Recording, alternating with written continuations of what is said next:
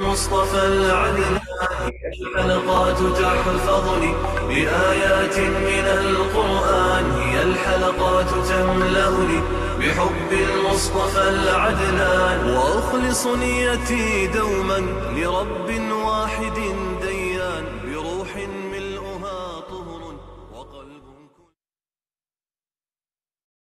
لي أمري عقدة من لساني يفقه قولي ربي زدني علما ربي زدني علما اللهم فقهنا في الدين اللهم إني أسألك علما نافعا وعملا متقبلا ورزقا طيبا।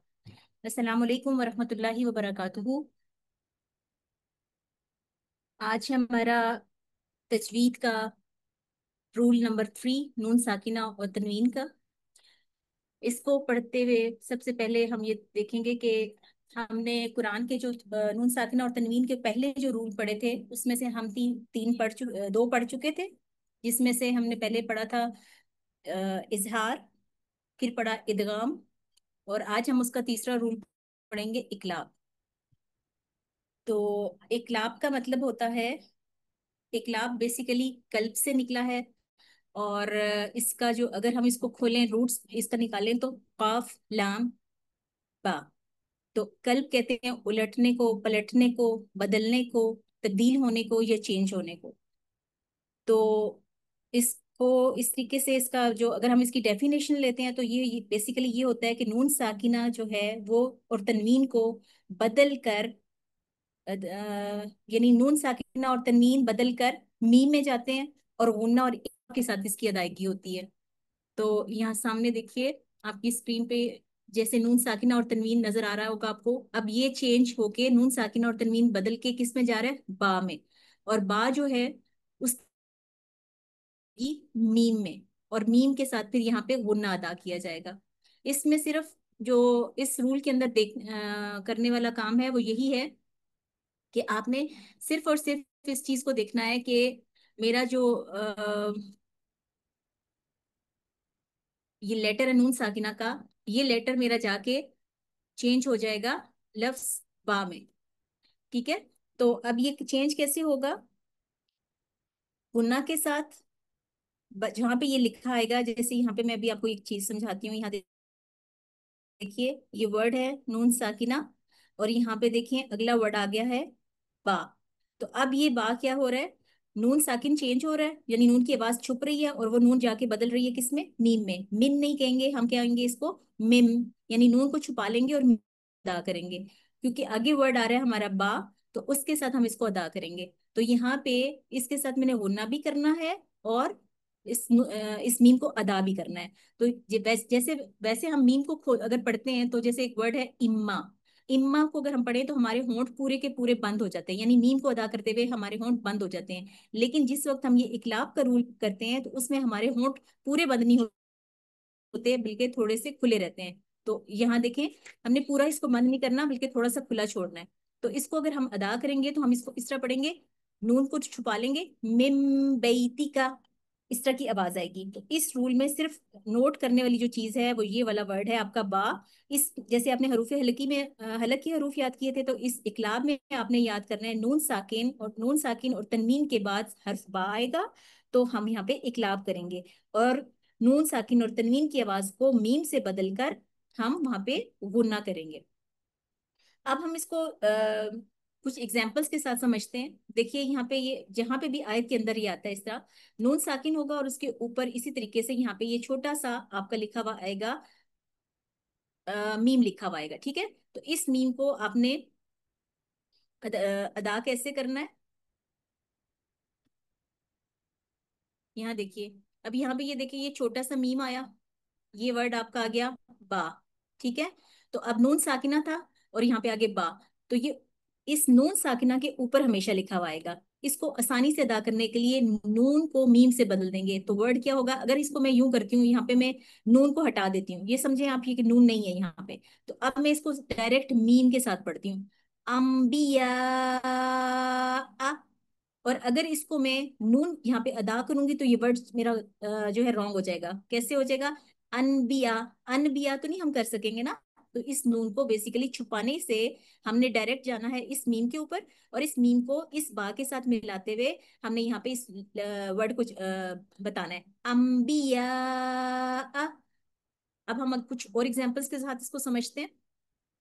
जैसे उर्दू के अल्फाज होते हैं ना, अब यहाँ देखिए कि उर्दू के कुछ अल्फाज होते हैं कि जिसको हम अदा करते हैं या उसको हम बोलते हैं। तो अब यहाँ देखिए ये वर्ड है।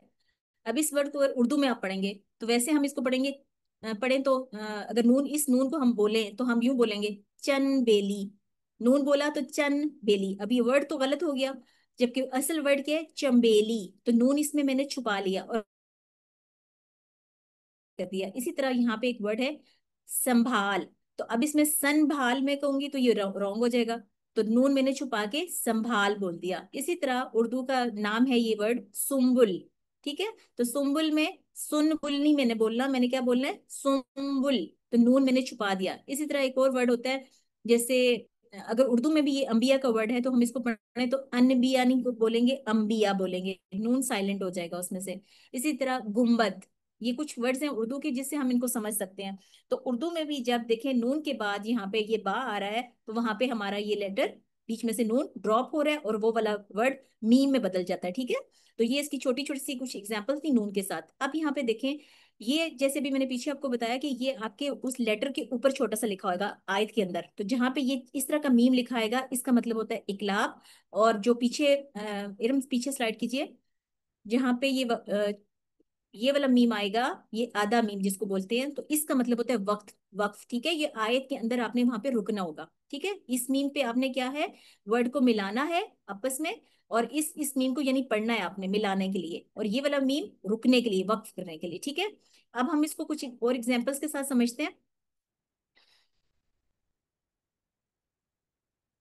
जी यहाँ देखें, अब ये जैसे दो लफ्जों के दरमियान में आ रहा है, यहाँ पे देखें ये मीम साकिना आ गया, और मीम साकिना के बाद अगला वर्ड आ गया बा। तो मैंने इसको दो लफ्जों के दरमियान में कैसे पढ़ना है, मिम बादी। मिन नहीं पढ़ना, मिन पढ़ूंगी तो मेरा रॉन्ग हो जाएगा, मिम बादी। और एक लफ्ज के अंदर आ रहा है जैसे, तो कैसे पढ़ूंगी उसको मैं, तुम भी तू, तुम। थोड़ा सा गुन्ना भी किया, यानी नाक में आवाज में भी लेके गई, लेकिन मैंने पूरे होंठों को बंद नहीं किया। जब अगर मैं पूरे होंठ बंद करूंगी तो मेरा ये इकलाब ठीक नहीं होगा, मेरे सही तरीके से अदा नहीं होगा। तुम भी तू। ठीक है, उसके बाद अगली देखिए, कुछ और एग्जांपल्स के साथ हम इसको समझते हैं। नून साकिना की आपने ये देखी, अब हम तनवीन के साथ भी इसको देखते हैं। अब यहाँ देखिए, जैसे ये सारी एग्जांपल्स अभी आपके सामने आ रही हैं, अब इसको हम पढ़ते हैं, अब भी मेरे साथ पढ़िए। और यहाँ देखिए, अगर हम इसको दो के साथ पढ़ते हैं, नून साकिना के साथ, तो मिम बादी, मिम बखिला, बिजम्बिहिम, अम्बतना। फिर इसके बाद यहाँ देखिए, अब ये तनवीन के साथ। ठीक है, यहाँ पे ये देखिए दो इसकी आ गई है, कसरतैन आ गई, तो इसके साथ मैं इसको कैसे पढ़ूंगी, किरामिम बररा। थोड़ा सा मैंने नाक में भी लेके गई, गुना भी करना है, और थोड़ा सा उसको ठहराना है वहां पे। ठीक है, किरामिम बररा, समीउम बसीर, हिल्लुम बिहाजा, आमदम बाईदा। ठीक है, तो इस तरीके से आपने इस मीम को छुपाना भी है, गुनना भी करना है, और नून को साइलेंट करते हुए हम इनको पढ़ेंगे। तो ये था हमारा इकलाब। और इसमें सिर्फ आपने वर्ड जो याद रखने के लिए है क्या, कि नून साकिना और तनवीन के बाद हर्फ बा।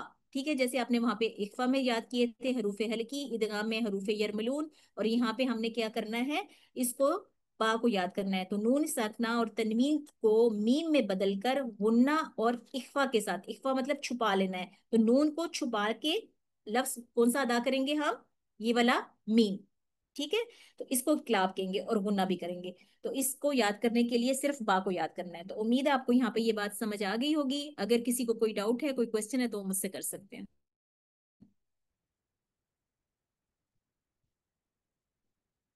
जी ठीक है, आपका कोई क्वेश्चन नहीं है, अल्हम्दुलिल्लाह आपको समझ आ गई। इसको अपने प्रैक्टिस में लेके आइएगा, अपने कुरान में से जो आपका लेसन होगा उसमें से आप कम से कम 5 एग्जांपल्स निकालें, और आपको उसमें से समझ आ जाएगी। जब आप इसको खुद अदा करेंगे तो आपको उसको और ज्यादा क्लियर हो जाएगा इंशाल्लाह ताला। तो यहाँ पे हम अपनी क्लास का टाइम खत्म करते हैं। अल्लाह ताला आपको बेहतरीन कुरान पढ़ने वाला, पढ़ाने वाला और इस कुरान के पूरे हकूक अदा करने वाला बनाए।